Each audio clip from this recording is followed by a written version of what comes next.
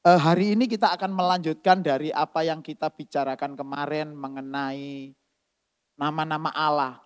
Apa sih pastor gunanya kita tahu nama-nama Allah itu? Ya nama Allah kan gitu aja. Bapak Ibu dengarkan baik-baik.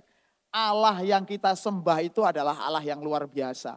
Sekarang karena kita belum menghadap tahta pengadilan Tuhan, sepertinya penyebutan Allah itu hanyalah sebutan biasa. Kalau Bapak Ibu nanti, karena kita semuanya akan menghadap tahta pengadilan Tuhan.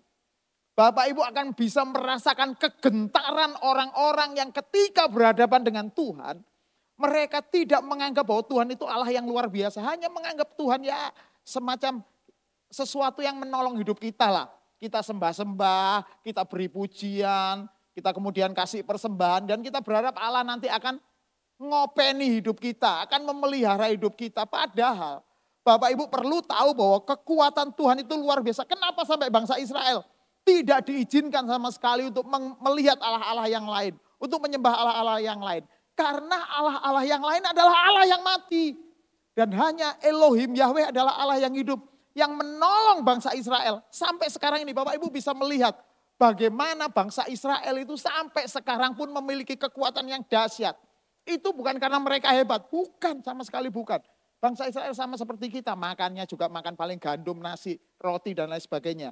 Karena orang Indonesia sekarang sudah mulai makannya roti, Bapak Ibu. Nasi sudah mulai dihindari gitu ya. Sudah mulai diet semuanya makan roti, gandum begitu. Sama, hampir sama. Nah bedanya apa? Bedanya di Allahnya yang luar biasa. Bangsa Israel asal Bapak Ibu ketahui ya. Bangsa Israel itu sebuah bangsa yang unik. Bangsa yang hidup pada zaman yang masa lalu, zaman prasejarah. Ya, kemudian bangsa itu hilang. Pernah bangsa itu hilang. Gak ada namanya sama sekali. Gak pernah ada nama Israel. Kapan itu? Ketika mereka ditawan oleh kerajaan Babilonia dan Persia. Pada saat itu nama Israel sudah hilang karena Yerusalem sebagai tempat mereka berbakti itu sudah dihancurkan oleh orang Persia.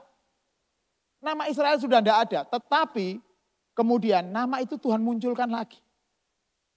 Ketika pada masa sebelum Tuhan Yesus ya, kita sekitar 100 tahun sebelum masa Tuhan Yesus, Tuhan munculkan lagi kemenangan demi kemenangan. Bapak Ibu bisa melihat jejak-jejaknya di kitab Nehemia. Itu Tuhan sudah membangun luar biasa, mulai pembangunan.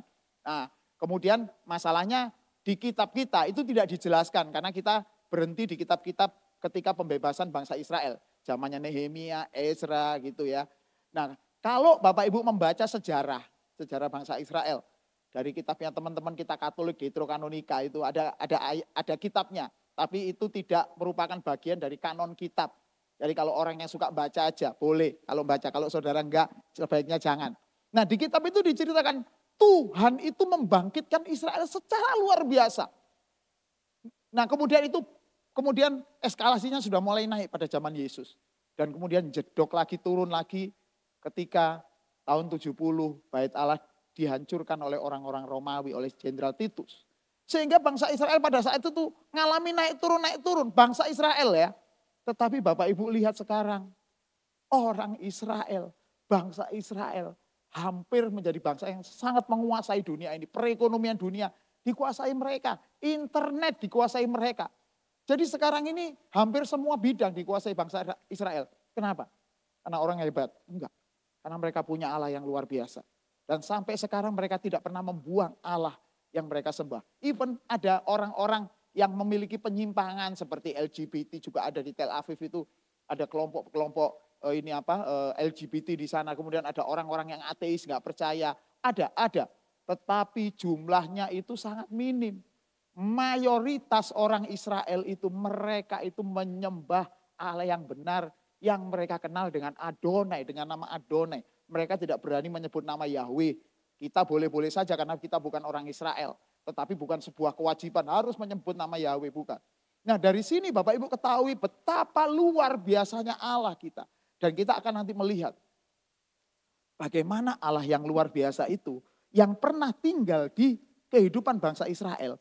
Itu juga sekarang tinggal di orang-orang pilihannya. Siapa itu? Orang-orang yang percaya pada Tuhan Yesus. Jadi ketika Bapak Ibu percaya pada Tuhan Yesus, it's not about religion. Itu bukan sebuah kepercayaan agama. Ya, ketika orang dipilih oleh Tuhan, Tuhan sebenarnya hendak menyatakan bahwa aku Aku yang menjadi tuanmu, yang menjadi majikan agungmu satu-satunya. Makanya saya sangat terberkati dengan lagu yang terakhir tadi itu. Mengikut Yesus, itulah kesukaan hatiku. Ku lepas semua hakku untuk mengenal kehendakmu. Kehendaknya di hidupku, Bapak Ibu. Untuk bisa mengenal Tuhan Allah yang benar. Gak cukup kita cuma belajar hanya dari pendeta lain. Gak cukup kita cuma membaca Alkitab, membaca ini gak cukup. Bapak Ibu harus ngalami sendiri. Oleh karena itulah pengalaman kekristenan itu dimulai ketika Bapak Ibu melepas semua hak kita kepada Tuhan. Kalau ada orang Kristen yang masih merasa bahwa dirinya hebat, dirinya luar biasa karena dia punya kekayaan, punya kekuasaan, punya teman-teman, punya koneksi yang banyak gitu ya.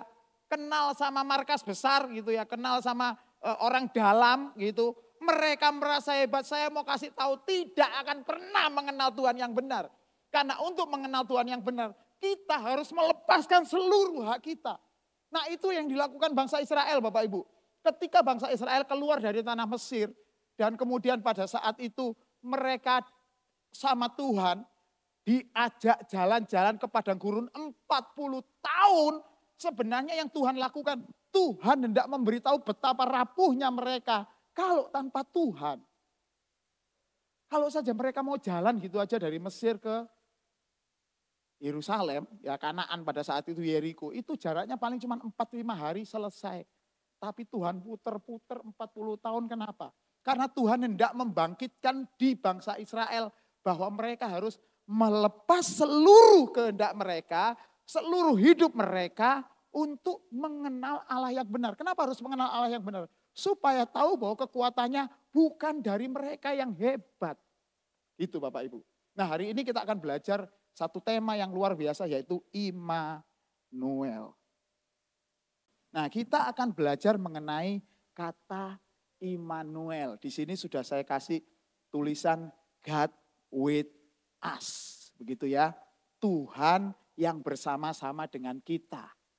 Bapak Ibu perlu tahu kenapa kata ini disebut God with us. Karena ada kata L di belakang. Kita kemarin minggu sudah belajar. L itu adalah kata penyebutan Tuhan yang dilakukan oleh umat Israel pada zaman kuno, pada masa zaman Abraham.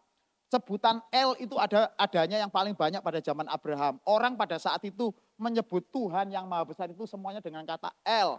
Jadi kalau ada di sini nama Immanuel, Yehezkiel, ada L-nya di belakang, pasti L-nya itu artinya adalah kata Tuhan. Samuel itu berarti adalah Tuhan. Nah, kata L itu ketika digabung dengan Immanuel, itu merupakan kata Ibrani, bahasa Ibrani, artinya adalah yang bersama-sama dengan kita, yang bersama-sama dengan kamu, yang bersama-sama dengan kita semua orang Israel pada saat itu adalah El. Allah yang luar biasa. Masalahnya El ini oleh bangsa Israel pada masa itu diterjemahkan sebagai kekuatan yang sangat-sangat luar biasa. Jadi orang pada saat itu sebelum ada zaman internet, sebelum ada zaman buku, sebelum ada apapun, semuanya memandang kepada Tuhan ini merupakan kekuatan yang besar. Nah sehingga diberi nama Immanuel dan luar biasanya bagi orang percaya ini, bagi orang Israel ya Bapak Ibu ya, Immanuel. Kita boleh pakai nama Immanuel, boleh karena Kristen dan Yahudi itu segaris. Tapi saya mau kasih tahu buat Bapak Ibu jauh lebih spesial daripada orang Israel. Mengapa? Karena Tuhan yang kita kenal yang disebut oleh orang Israel itu, ya yang disebut Immanuel, itu buat orang Kristen itu tinggal di dalam hidup Bapak Ibu. Itu bedanya. Kalau orang Israel hanya mengenal Tuhan sebagai pribadi yang ada di luar mereka. Makanya mereka tidak berani ngomong bahwa Tuhan itu adalah Bapa. Enggak pernah berani. Orang Israel tidak ada satupun yang ngomong bahwa Tuhannya Bapa. Enggak berani. Mereka menyebut Tuhannya dengan kata Adonai, Hashem. Disebut seperti itu. Tapi Bapak Ibu ini spesial di mata Tuhan. Ketika Bapak Ibu itu terpilih menjadi orang Kristen, itu bukan peristiwa main-main, itu bukan peristiwa yang enggak sengaja, enggak. Tuhan sedang menetapkan Bapak, Ibu, dan saudara-saudara semuanya yang ada di sini menjadi orang-orang yang dipilih untuk Tuhan ada di dalam hidup Bapak Ibu. Katakan amin. Nah, artinya sekarang kehidupan orang percaya ini, ya kehidupan orang Kristen ini lebih dari hanya sebuah keagamaan seperti bangsa Israel. Artinya saya mau ngomong seperti ini, kalau mau dihitung, Bapak Ibu sebenarnya lebih hebat dari orang Israel seharusnya. Gitu. Nah, orang Kristen itu kita mengenal yang bernama Immanuel ini, Allah di dalam kita itu, kita kenal dengan nama Yehosua. Waduh, kebalik ini saya yang tulisannya ya. Tulisan Ibraninya kebalik, tapi enggak apa-apa. Ini saya tulis dengan kata Yehosua, itu harusnya dari sini. Mulai dari sini, Yehosua. Ya, Yehosua itu adalah kata Ibrani untuk kata God our Savior atau Tuhan juru selamat kita. Dan Yehosua nama itu disematkan kepada Tuhan Yesus. Apa hubungannya Immanuel dengan Yesus? Karena dua kata ini dipakai berganti-ganti.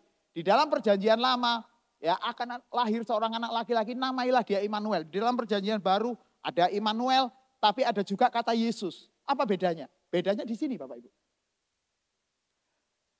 Bagi orang Israel, Tuhan tinggal di dalam hidup mereka. Akan membawa dampak yang luar biasa. Itu bagi orang Israel, nanti kita belajar ya. Tetapi bagi orang Kristen, dampak yang paling besar adalah bahwa Tuhan penyelamat kita. Juru selamat kita. Asal Bapak Ibu tahu. Kenapa kata juru selamat itu penting? Karena sebenarnya setiap manusia itu sudah adillah kalau Tuhan memasukkan mereka ke neraka. Itu adilnya Tuhan. Kenapa? Karena setiap kita tidak bisa terlepas dari yang namanya dosa. Mau Bapak Ibu jadi pendeta, mau Bapak Ibu jadi seorang rohaniwan, semuanya sama. Kita semuanya punya dosa, kodrat dosa, dosa asal yang sudah melekat dalam hidup kita. Gak percaya? Ayo kita coba, mari kita coba. Nih ya, kita kan sudah tahu bahwa di jalan itu nek lampu kuning kelip-kelip, mari ngono pasti abang, ya kan? Enggak ada lampu kuning kelip-kelip mari ngono hijau, enggak. Biasanya habis dari merah langsung hijau. Begitu dari kuning kelip-kelip gitu merah. Sudah tahu semuanya, artinya lampu kuning itu siap-siap untuk berhenti, betul? Ya sudah diajari orang waktu SD dulu diajari kita. Kalau enggak pernah diajari ya berarti enggak sekolah. Kan gitu sudah diajari. Tapi coba mari kita lihat pertanyaan saya kepada bapak-bapak dulu. Bapak-bapak seandainya di depan kita lampu kuning kelip-kelip tapi jalan itu persis 2 meter di depan kita. Kelip-kelip itu apa yang bapak-bapak lakukan? Terima kasih pengakuan jujurnya. Ya, ibu-ibu yang nyetir, bagaimana sekarang ibu-ibu? Kalau lampu kelip-kelip, tempat tinggal 2 menit, apa yang dilakukan? Berhenti. Engkau ditobrok Pak, ojo mandek terus ae. Gitu. Maka yang dilakukan terus. Kok bisa seperti itu ya? Kok bisa? Ya bisa. Itulah yang disebut kodrat dosa. Artinya di dalam diri kita otomatis sudah kepingin berbuat dosa, gak usah disuruh. Gak usah disuruh. Sejak kecil anak-anak kita ketika mereka kecil gak pernah disuruh. Engkau ambil bapak ibu bojo ya. Gak pernah disuruh tapi mereka sudah pinter bohong sama kita. Dari mana itu? Kodrat dosa. Emang kita kecil waktu ngajarin anak-anak. Nah kalau dibully sama orang ya. Kalau dibully sama orang itu gak usah bales. Kan mesti ngajarinya gitu kan. Gak usah bales. Kita diem aja, kita ampuni. Kan gitu ngajarnya baik-baik gitu. Betul ya gitu. Atau ada orang tua yang kuantem menai. Gibengenai koncomu. Kok bisa seperti itu? Kodrat dosa dari orang tua. Anak kecil juga seperti itu. Ketika dia dikerjain sama temennya. Otomatis dia tidak mungkin dia diem aja. Maka dia akan berusaha balas. Yang nggak balas itu berarti apa? Yang biasanya lebih kecil, nggak bisa bela diri dan lain-lain. Akhirnya menang. Tapi apakah diem? Enggak. Lapor sampai gurune. Lapor papanya. Lapor mamanya supaya dibalaskan dendamnya. Bapak Ibu masih perlu tahu balas dendam itu bukan dari Tuhan. Pertanyaannya kok iso koyo ngono? Karena ada produk dosa di dalam diri kita. Nah, produk dosa itulah yang hendak Tuhan benahi dalam hidup Bapak Ibu. God is our Savior. Gitu Bapak Ibu. Makanya kalau Bapak Ibu jadi orang Kristen, tambah lama bukan tambah baik, tambah gondokan, tambah ngambul, tambah merasa hebat, paling hebat. Kalau nggak ada saya, itu berarti bukan siapa-siapa. Ada yang salah dengan kehidupan kita. Jangan-jangan kita cuma mengaku Yesus Juru Selamat itu hanya pengakuan dari lip service. Gitu. Kekristenan itu mengubah Bapak Ibu, oleh karena itulah Yesus datang untuk menjadi penyelamat. Saya ajak lihat Bapak Ibu buktinya bahwa Yesus itu sudah tertulis di dalam kitab Perjanjian Lama. Mari kita lihat next. Sorry pastor, saya sudah bisa ini. Sisa saya ini. Bapak Ibu di dalam Yesaya 7 ayat yang ke-14, kita baca sama-sama ya. Dari tadi belum baca, kok ngantuk soalnya. 2, 3. Sebab itu Tuhan sendirilah yang akan memberikan kepadamu suatu pertanda. Sesungguhnya seorang perempuan muda mengandung dan melahirkan seorang anak laki-laki dan ia akan menamakan dia. Di dalam Perjanjian Lama kata Immanuel itu muncul. Kok nggak ada kata Yesus? Belum. Nanti Bapak Ibu ketika lihat di Perjanjian Baru nanti dilihat sendiri ya, dicari sendiri. Yesus dan Immanuel itu dipakai bergantian. Kenapa? Mengapa? Karena Immanuel artinya adalah yang bersama dengan kita adalah Allah. Dan Bapak Ibu sebagai orang-orang pilihan Tuhan, bukan hanya yang bersama-sama dengan kita, tapi yang di dalam kita, Jesus inside you. Di dalam hidup Bapak Ibu itu adalah Allah. Nama Yesaya ini gak kebetulan ya, kitabnya ada di kitab Yesaya. Nama Yesaya itu hampir senada dengan nama Yehosua. Loh kok bukan Yesua pastor nama Yesus? Bukan, Yehosua, nama Ibraninya Yehosua. Nama Yesua itu nama bahasa Aramaik. Yesua itu bahasa Aramaik. Bahasa Yunaninya Yesus. Itu. Bahasa Arabnya Yasu. Jadi kok gak ada kata Isa? Enggak ada memang. Ya, bahasa Ibraninya Yehosua, bahasa Aramaiknya Yesua, bahasa Yunaninya Yesus, kemudian bahasa Indonesianya Yesus. Ya, jadi enggak ada kata Isa di situ ya, Bapak Ibu. Artinya ya, kita sekarang tahu bahwa Immanuel ini sedang Tuhan cangkokkan dalam hidup Bapak Ibu untuk menyelamatkan hidup kita. Menyelamatkan dari apa? Itu tadi. Karakter, perilaku yang gak benar itu dibenahi sama Tuhan supaya kita semakin lama, semakin serupa dengan Immanuel itu sendiri. Siapa Immanuel itu? Allah. Ada kata El di belakang itu Allah. Nah mari saya ajak Bapak Ibu untuk belajar Alkitabnya di sini ya. Sebab itu Tuhan sendiri, sekali lagi Bapak Ibu, ya, bahwa keselamatan dalam hidup Bapak Ibu semuanya bukan karena kita berbuat baik.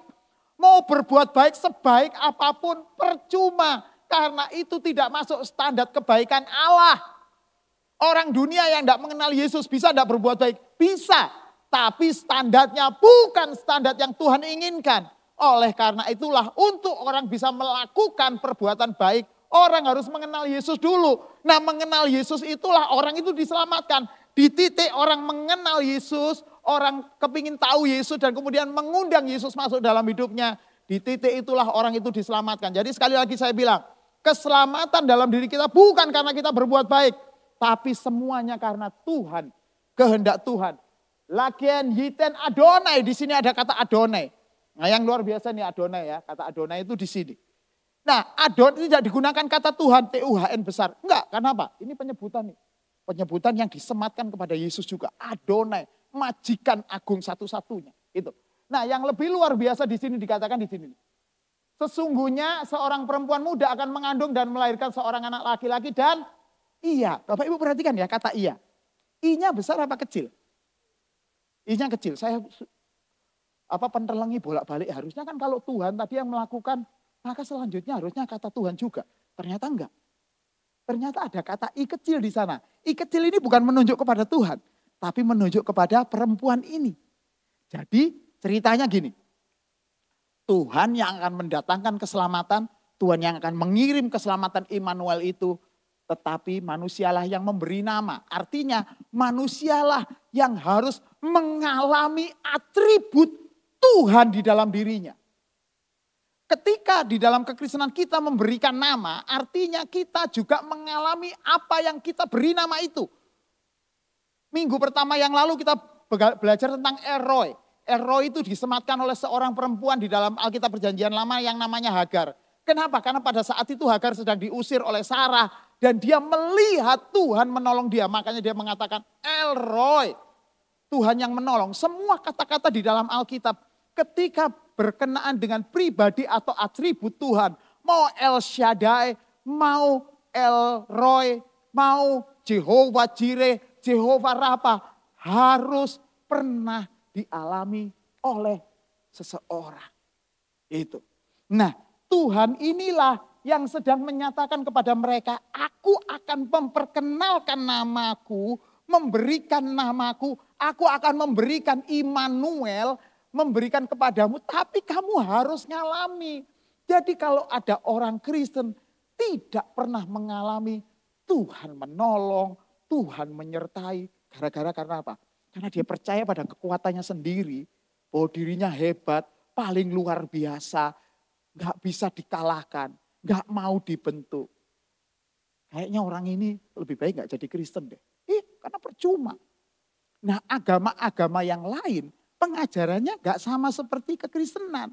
Kalau di agama-agama yang lain, perhatikan Bapak Ibu, agama-agama yang lain itu mereka melakukan ritual, melakukan hal yang baik, melakukan kebiasaan agama itu supaya Tuhan yang mereka sembah itu memberkati mereka, menjaga mereka, memelihara bisnis mereka. Kemudian pokoknya melakukan sesuatu yang baik, jangan ada yang buruk lah.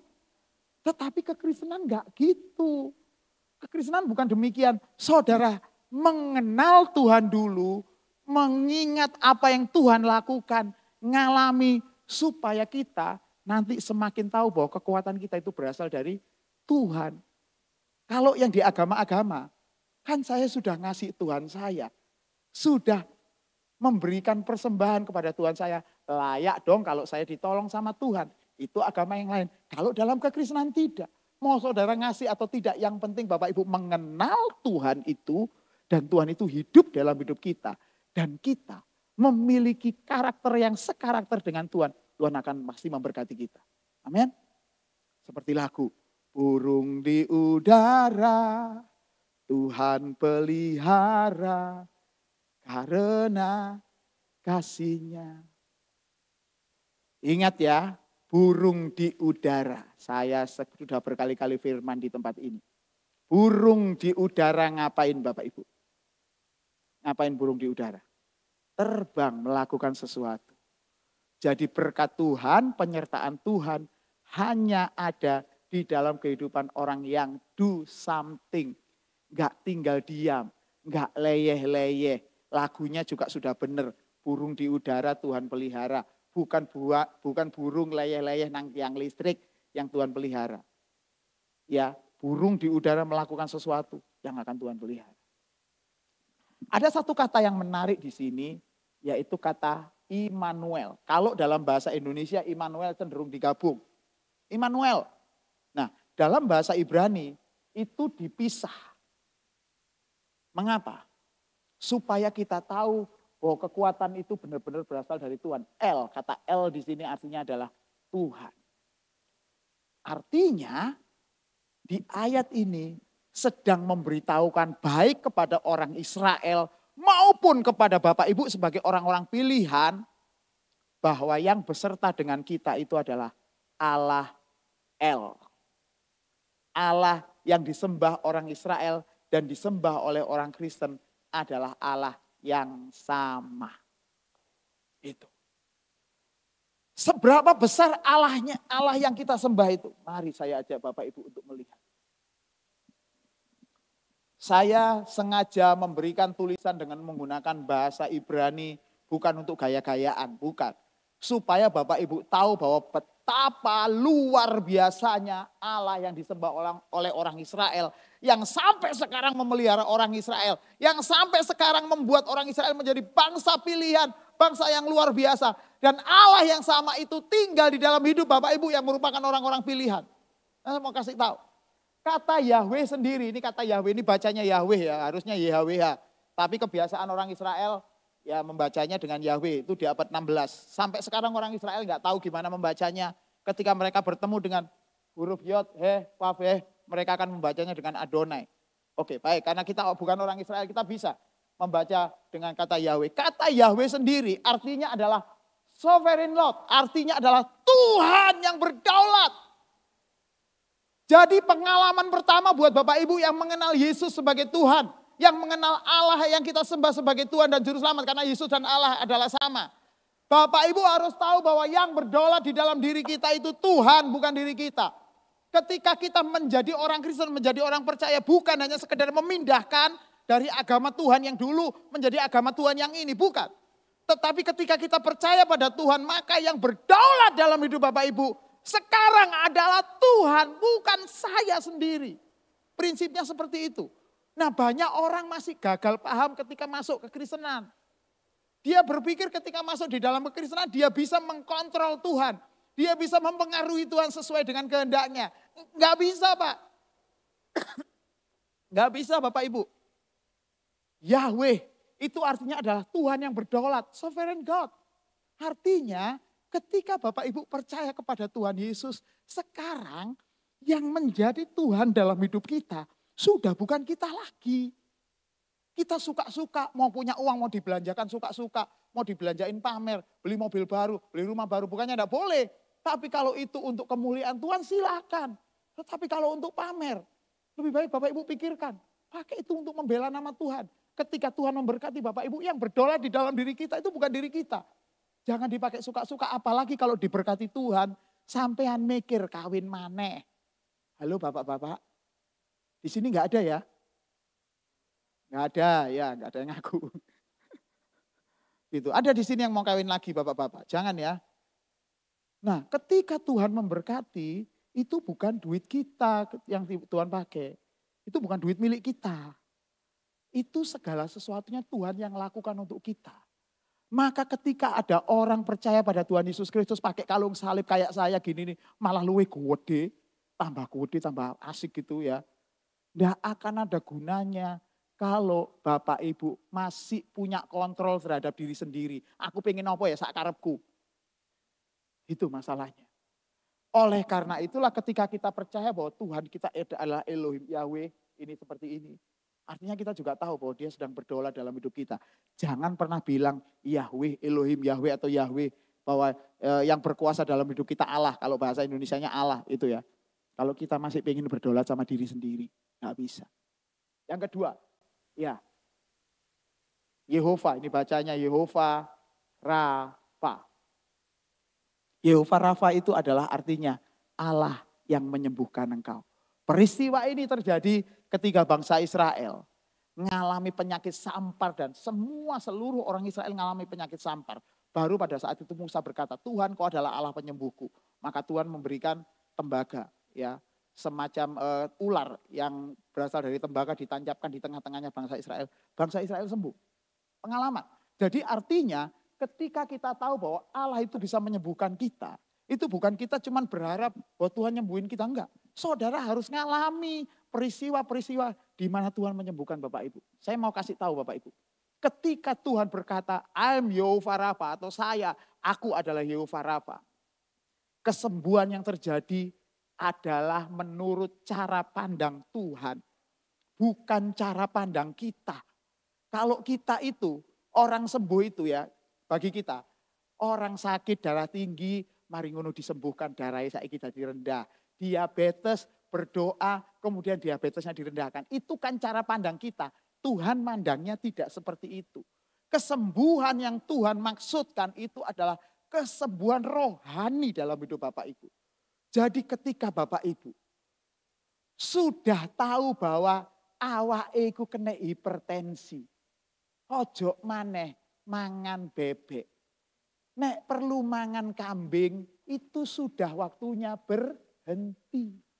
Mengapa? Karena darah Yesus bisa menyembuhkan, tapi darah tinggi urusanmu dewe. Saya bukan sedang ngomong bahwa Yesus tidak bisa menyembuhkan darah tinggi, bisa. Tapi kalau Bapak Ibu mau dipakai Tuhan luar biasa, sudah tahu darah tinggi, wis mulai ngontrol makanan. Pastor Fani ini sudah nggak suka barang yang roti-roti manis ya Pastor ya. Udah nggak suka, saya juga diajari Pastor Fani. Lama-lama sekarang kalau Pastor Fani yang masak, yang bikin kue, saya yang paling cocok karena nggak manis. Orang-orang lain, kok gak enak ya? Ya gak enak karena nggak manis. Bagi Bapak Ibu yang diabetes sudah ada kecenderungan ke sana. Sudah mulai kontrol makanan sekarang. Ojo ngawur terusan. Dikuduskan dalam nama Tuhan Yesus Kristus. Dikai roti tarsame ini, ditumpangi tangan kita, tumpang tangan supaya Tuhan mengusir roh-roh diabetes. Sejak kapan ono roh diabetes? Diabetes sampean kontrol dewe Pak, Bu. Ya sudah harus mulai makanan sehat, diatur makanannya. Sudah mulai olahraga. Ojo males pastor, saya pagi saat teduh, embel. So olahraga itu loh kok cek males sih kongkon melaku ae ngene komplek itu kan ya sederhana. Nah artinya ketika Tuhan menyembuhkan itu dari cara pandang Tuhan. Tuhan hendak menyembuhkan hidup Bapak Ibu sendiri. Kalau masalah sakit penyakit dan lain sebagainya tertib sendiri. Tapi bukan berarti Tuhan tidak bisa menyembuhkan. Tuhan sangat bisa menyembuhkan. Tetapi buat orang-orang Kristen yang bertumbuh bukan gampang merengek-rengek. Muangan sate 30, sate kambing. Karena di sini pernah ada dulu. Saya mungkin ada beberapa yang ingat ya. Ada pendeta yang di sini ngomong. Saudara-saudara. Nama Yesus itu luar biasa. Saya barusan tadi mangan sate kambing 30. Umure wong iki wis 7. Beneran ini. Itu pembicara di sini pernah. Saya waktu denger itu sampai ngeri-ngeri sedap itu. Wih, 30 sate kambing dimakan pagi ini. Iku gak stroke ta. Saya sehat-sehat saja. Rong minggu kemudian hamba Tuhan ini mati. Saya nggak ngomong ya bahwa dia gara-gara dikasih Pastor Sam itu tadi sate kambing. Bukan. Tapi dia pasti sudah lama seperti itu. Artinya Bapak Ibu, ya jaga kesehatan diri sendiri. Ayo mulai sekarang Bapak-bapak yang katanya menteri kesehatan itu kalau perutnya sudah di atas ukuran 32, 33 hati-hati. Bapak-bapak mati disik loh ya.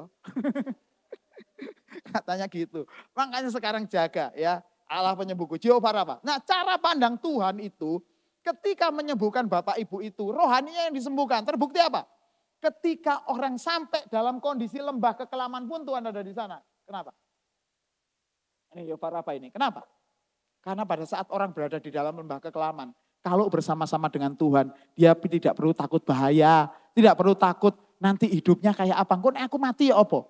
Kalau orang dalam Tuhan, orang pilihan Tuhan, ketika kematiannya pun dia digandeng sama Tuhan, bersama-sama dengan Tuhan. Oleh karena itulah Jehovah Rafa itu pengalaman-pengalaman bersama-sama dengan Tuhan ketika Tuhan menyembuhkan kehidupan Bapak Ibu lebih dulu. Tapi apakah fisik kita tidak disembuhkan? Disembuhkan pasti. Tapi masalahnya cara pandang Tuhan ya. Jangan terus pokoknya disembuhkan itu.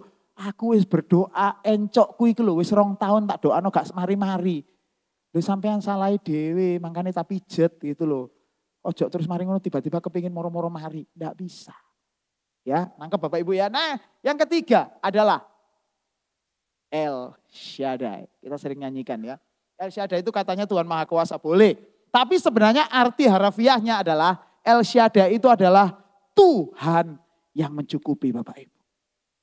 Saya cuma mau bilang di sini Bapak Ibu. Orang-orang pilihan Tuhan, Bapak-Bapak Ibu semuanya. Jangan pernah takut dengan kehidupan. Tuhan bisa mendatangkan berkat tanpa Bapak Ibu sadari dengan berbagai macam cara. Amin. Amin. Nah, cuman masalahnya Bapak Ibu. Tuhan lebih sayang Bapak Ibu semuanya, rohaninya, kehidupan rohaninya daripada memberkati yang berlimpah-limpah, duit inang-dinang di rumahnya di mana-mana.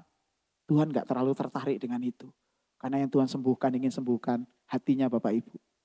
Makanya ya, saya bukan berarti sedang menentang doa Yabes. Karena doa Yabes itu kan isinya ngono. Kiranya Engkau memberkati aku, berapa? Melimpah-limpah. Terus, dan memperluas daerah. Maksudnya apa? Omai tambah gede ngono ta? Iya kan gitu kan. Rumah saya di mana-mana memperluas daerah. Dan kiranya tanganmu menyertai aku dan melindungi aku daripada malapetaka, sehingga kesakitan tidak menimpa. Itu doa Yabes. Salah enggak? Enggak salah. Tapi Bapak Ibu harus memiliki cara hidup seperti Yabes dulu. Baru doa Yabes efektif. Bukan mari ngono karena susah utangnya akeh. Senengane nyanyi doa Yabes. Gereja ini kok gak tahu nyanyi doa Yabes ya. Sesat kayak aneh. Bukan blessing sesat. Karena mau mengarahkan Bapak Ibu memiliki kehidupan yang benar dulu. Yabes itu adalah seorang soferim, penulis Alkitab. Betapa akrabnya dia sama Tuhan. Lah sampean moco Alkitab itu nek nang gereja tok. Pengen diberkati Yabes ya apa sih? Oleh karena itulah bagi orang percaya seperti Bapak Ibu, sudah Tuhan siapkan doa Bapak kami yang benar-benar Yesus ajarkan sendiri. Bunyinya adalah, berikanlah kami pada hari ini makanan kami yang temenan tak secukupnya. Mari ngono njaluk berlimpah, mari ngono. Secukupnya buat orang percaya, orang pilihan buat Bapak Ibu. Tidak perlu berkat yang banyak-banyak. Kalaupun Tuhan berkati Bapak Ibu dengan luar biasa, pakai itu untuk kemuliaan Tuhan, bukan untuk pamer diri kita hebat. Sekali lagi ya, kesalahan manusia adalah ketika dia diberkati, dia cuma untuk pamer. Bapak Ibu saya kasih tahu, Yesus ketika bangkit dari kematian setelah 3 hari, Yesus sama sekali nggak pamer. Harusnya nih Yesus pamer, dia tunjukkan dirinya ke Pilatus. Hei Pilatus, kau kan yang menghukum aku, saiki aku urip. Dia tunjukkan dirinya ke ahli-ahli Taurat, orang-orang Farisi. Saya dulu pengen membalas kamu supaya kamu melihat siapa Tuhan yang benar. Sekarang aku hidup, kapukmu kapan? Tuhan tidak pernah melakukan itu. Tuhan tunjukkan dirinya kepada siapa? Murid-murid yang notabene nanti menjadi orang-orang yang akan bertumbuh rohaninya. Melalui penganiayaan Tuhan tunjukkan dulu. Untuk konfirmasi kepada mereka bahwa I'm a God. Bahwa aku Immanuel yang bersama-sama dengan engkau. Tuhan tunjukkan kepada mereka karena mereka adalah orang yang bersedia dididik. Jadi ketika Bapak Ibu diberkati, jangan sekali untuk pamer. Jangan Bapak Ibu, karena itu membuat kita merasa bahwa itu karena kemampuan kita. Oleh karena itulah Tuhan berkata, El Shaddai, bahwa yang mencukupi kita itu bukan diri kita, tapi El, Tuhan. Kemudian Elohim, Elohim itu bicara tentang pencipta, Raja, Hakim, dan Juru Selamat. Ini yang hubungannya sama Yesus yang kuat di sini. Makanya kita sebut Elohim Yahweh. Kenapa? Karena dia bukan hanya sang Juru Selamat, tapi dia nanti akan menjadi Raja, Hakim, dan Bapak Ibu yang tidak mengandalkan Tuhan. Perlu gemetar sekarang ini. Ya, yang nggak mengandalkan Tuhan, yang ngandalin diri kita karena kita hebat. Saudara perlu gemetar. Karena nanti yang saudara akan hadapi pada masa penghakiman itu adalah Elohim. Bapak Ibu mungkin belum bisa membayangkan bagaimana kita berada di tahta pengadilannya Tuhan. Saya pernah masuk ke pengadilan itu sekali waktu kena kasus ditilang. Masuk ke pengadilan. Itu masuk bareng-bareng itu memang gak wedi, tapi suasana mistiknya itu kelihatan. Tapi saya pernah sih di Jakarta saya masuk ke pengadilan PT-UN. Jadi pengadilan tentang organisasi begitu ya. Saya pernah ada di sana. Saya jadi saksi di sana Bapak Ibu. Jadi saksiku gak enak. Itu gemeter, wedi, campur jadi siji karena kita takut ngomongnya salah kan. Kita takut ngomong salah. Itu pengadilan manusia. Nah ini pengadilannya Tuhan. Saudara bisa membayangkan. Kalau pengadilannya manusia, selesai penghakiman kita bisa pulang. Ketemu istri, ketemu anak, ketemu saudara kita masih bisa ketemu. Pengadilan Tuhan gak iso retur, gak iso balik. Tuhan bijim Tuhan aku gurung wayahe mati ya Tuhan aku tak urip meneh. Gak bisa. Maka oleh karena itulah Bapak Ibu mesti gemetar kalau Bapak Ibu tidak mengandalkan Tuhan sekarang ini. Mulai belajar mengandalkan Tuhan. Next terakhir ya. Yehova Jireh atau Yehova Yireh. Artinya adalah Tuhan yang menyediakan. Tuhan yang melihat. Bagi bangsa Israel. Tatapan mata Tuhan itu tidak pernah lepas dari bangsa Israel. Bergeraknya bangsa Israel Itu adalah rencana Tuhan buat hidup mereka.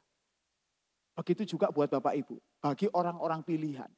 Segala masalah dalam hidup kita, segala sesuatu dalam hidup kita itu terjadi karena rencana Tuhan dalam hidup Bapak Ibu. Artinya Bapak Ibu, ketika kita berkata, saya undang pemain musik tolong. Ketika kita berkata Yehova Yireh, artinya kita tahu bahwa Tuhan tidak akan mungkin melepaskan pandangannya dalam hidup kita. Pertanyaannya cuma satu. Seberapa kuat saudara mengandalkan Tuhan? Ketika kita mengandalkan Tuhan hanya hari Minggu, hanya waktu-waktu ibadah seperti ini, saya mau kasih tahu. Sebenarnya Bapak Ibu tidak sedang mengandalkan Tuhan. Hanya ingin terlihat baik aja di ibadah jam 8 sampai jam setengah 10. Tapi yang Tuhan maksud dengan Immanuel, itu bukan Tuhan hanya ada di hari Minggu. Tapi Tuhan ada di dalam seluruh hidup Bapak Ibu. Dan itu Tuhan sedang lakukan sekarang. Permasalahannya cuma satu. Mau gak kita menyadari bahwa Tuhan yang luar biasa itu sekarang ada dalam hidup kita. Kalau saudara menyadari ini, akan kelihatan dari cara hidup Bapak Ibu. Ketika kita ngadepin masalah, ngadepin persoalan, kita mau pilih yang mana? Mau pilih kita berjalan sesuai dengan kehendak Tuhan yang terkadang gak enak, menyakitkan, merugikan, tidak membuat kita untung, membuat kita ada di jalan terjal. Atau memilih jalan sendiri yang merupakan jalan yang enak. Membuat kita jadi disungkani orang, orang takut sama kita. Orang jadi mereka merasa bahwa kita adalah orang yang hebat. Mana yang kita pilih, itu yang penting. Kalau saudara pilih jalan mengandalkan Tuhan, artinya belajar untuk dibentuk semakin lama semakin serupa dengan Kristus. Sampai kita bisa ngomong kayak gini.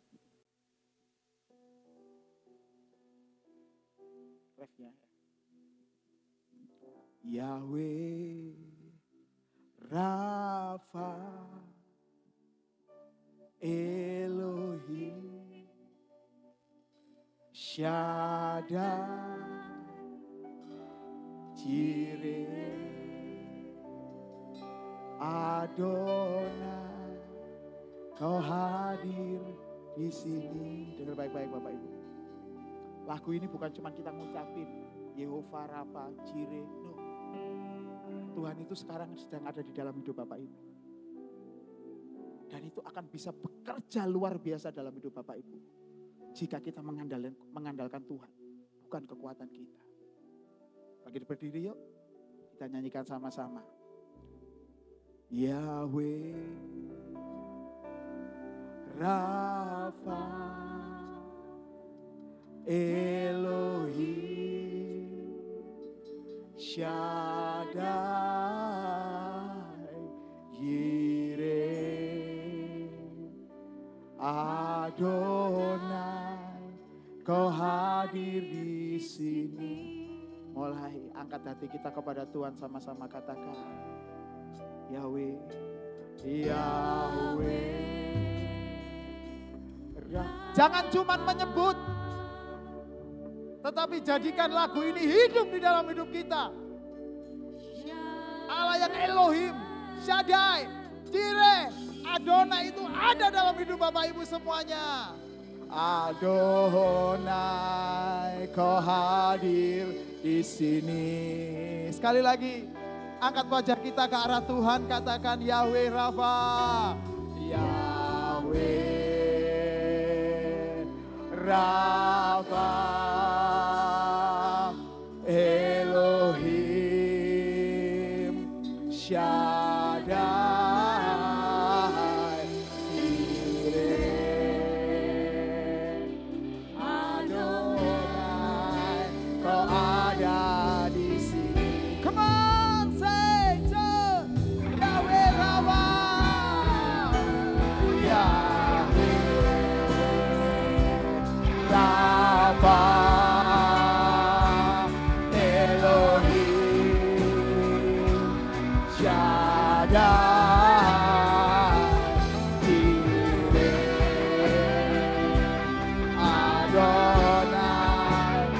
hadir.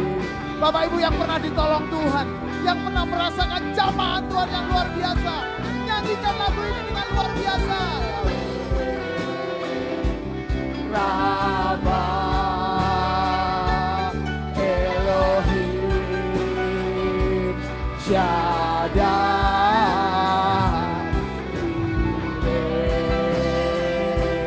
Adonai Tuhan. Dengan iman yang luar biasa, angkat hati kita kepada Tuhan, sama-sama katakan Yahweh, Yahweh, Rabbah,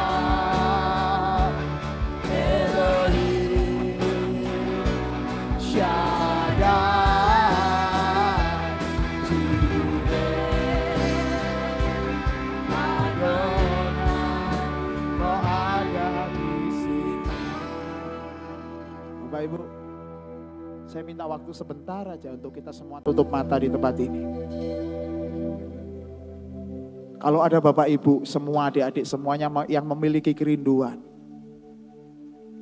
untuk mulai mengandalkan Tuhan dan mulai membuang kekuatan kita sendiri, keakuan kita, pengakuan bahwa kita hebat. Kalau kita mau berniat untuk membuang itu semuanya, saya mau doakan Bapak Ibu. Bapak Ibu bisa taruh tangan di dada. Ada? Puji Tuhan. Puji Tuhan, orang yang naruh tangan di dada sekali lagi bukan orang berdosa Bapak Ibu. Tapi orang yang ingin mengandalkan Tuhan dalam hidupnya. Dan ketika Tuhan kita andalkan dalam hidup kita, Dia Immanuel. Yang bersama-sama dengan kita adalah Allah. Tuhan, lihat mereka yang naruh tangan di dada mereka. Mereka adalah orang-orang, kami semua adalah orang-orang yang ada di sini, adalah orang-orang yang ingin mengandalkan Tuhan di dalam seluruh hidup kami. Karena sejatinya seluruh kekuatan kami hanya milik Engkau Tuhan. Ajar kami untuk semakin lama, semakin memiliki kerendahan hati yang luar biasa. Bukan karena kami hebat, bukan karena kami dahsyat, bukan karena kami luar biasa. Tapi Tuhan yang tinggal di dalam hidup kami adalah Allah Immanuel yang luar biasa. Dalam nama Tuhan Yesus, jamah mereka yang naruh tangan di dada mereka. Saudara bisa turunkan lagi. Yahweh, Rafa. Serukan pada Tuhan Bapak Ibu ya. Shaddai. Ketika satu kata kita sebutkan, Allah yang tinggal itu dalam hidup Bapak Ibu akan memanifestasikan dirinya dalam hidup Bapak Ibu semuanya. Sambil mengucap syukur katakan, Yahweh. Yang mau angkat tangan silakan, gak apa-apa. Ini antara Bapak Ibu sendiri dengan Tuhan. Elohim, yes. Shaddai, Jireh, Adonai, Kau hadir di sini. Bapak Ibu semuanya, setiap kita menyebutkan nama-nama Tuhan, Allah akan bergerak dalam hidup Bapak Ibu. Menolong setiap orang yang memerlukan pertolongan Tuhan. Menolong orang-orang yang ada dalam pergumulan. Oleh karena itu, jangan pernah lepaskan nama ini di dalam hidup Bapak Ibu. Jangan pernah menyembah Allah yang lain. Jangan pernah menyembah kepada mamon, kepada harta atau apapun juga. Tuhan, kami bersyukur hari ini kami diberkati luar biasa oleh nama-nama Allah yang kami kenal Tuhan. Allah yang kami kenal bukan hanya Allah yang hanya kami lihat sebagai Tuhan yang luar biasa. Tetapi tinggal di dalam hidup kami Immanuel yang bersama-sama dengan kami adalah Allah yang luar biasa. Memberkati setiap Bapak Ibu di tempat ini.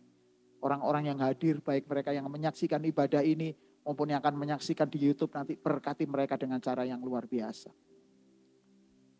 Terima kasih untuk kemurahan yang Tuhan berikan. Sebentar kami akan memberikan yang terbaik dari diri kami untuk kemuliaan nama-Mu. Ajar kami juga untuk memberikan yang terbaik di dalam segala hal, termasuk dalam keuangan kami Tuhan. Terima kasih untuk kebenaran ini di dalam nama Tuhan Yesus Kristus. Kami sudah berdoa dan mengucap syukur. Yang percaya Tuhan sama-sama katakan amin.